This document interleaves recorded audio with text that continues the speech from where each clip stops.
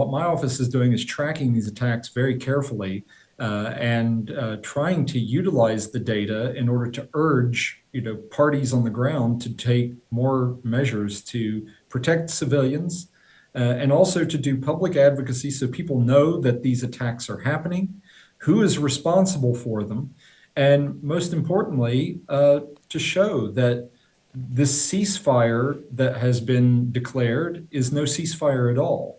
And that makes the job of humanitarians who are urgently trying to get aid to the people that need it after this earthquake, it puts them in a terrible situation of trying to deliver aid in active conflict zones.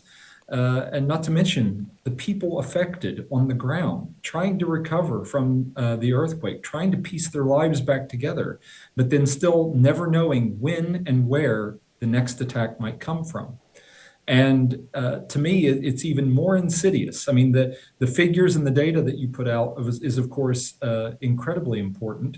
And it's indicative of really a couple of different facts that are within those figures. One is that over about 90% of all of these attacks are being, through airstrikes or aerial weaponry. So that includes drones and paramotors, and then also artillery barrages.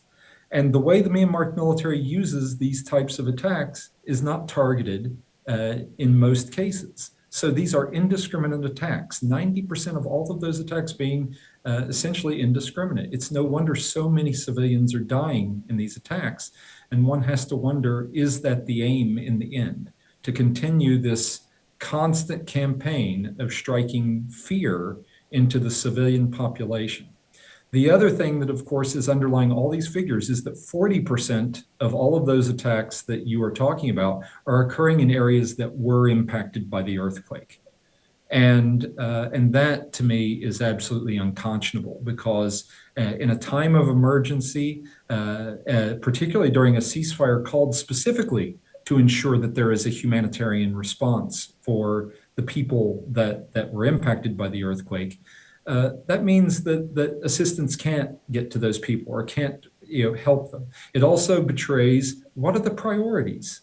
Are the priorities actually to help people in need, or is it to try and further military aims by striking fear into the civilian populace?